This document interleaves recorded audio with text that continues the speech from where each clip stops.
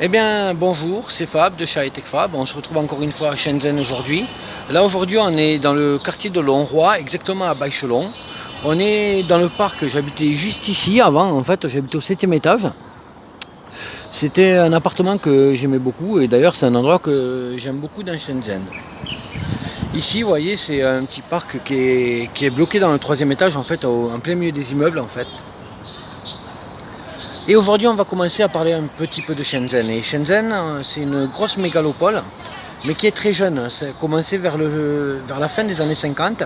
Beaucoup d'industries sont venues s'implanter ici à cause de sa proximité avec Hong Kong et du fait qu'il y avait des ports maritimes qui pouvaient partir vers les pays occidentaux.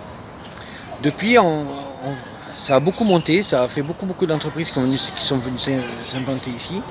Et d'un endroit qui était quasiment marécageux avec des bords de mer, qui était essentiellement peuplé de pêcheurs et d'agriculteurs, et bien c'est devenu la mégalopole qu'on connaît aujourd'hui de plus de 20 millions d'habitants. Voilà.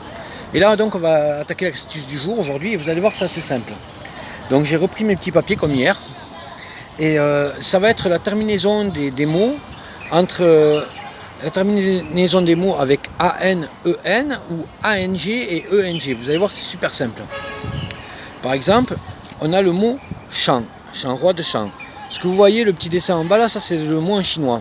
Donc champ, S-H-E-N-G, et bien ça se prononcera en, comme dedans ou en ce moment. Voilà.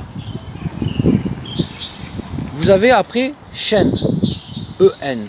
Et bien vu que c'est E-N, le N il va être prononcé à la fin, ça va faire Shen.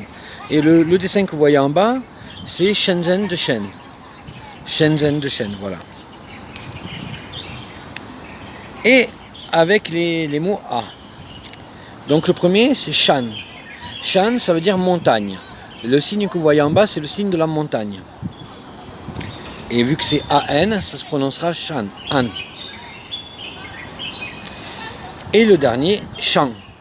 Et celui-là, Shan en fait ça veut dire au-dessus. Vous voyez, c'est voilà, c'est 3 traits, c'est très simple. Shan ça veut dire au-dessus.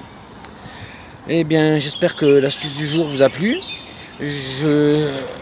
N'hésitez pas à partager, à liker si vous avez aimé. Abonnez-vous et activez la cloche si ce n'est pas déjà fait. Sur ce, moi je vous dis à demain pour un nouvel endroit et une nouvelle vidéo. Bonne journée à vous.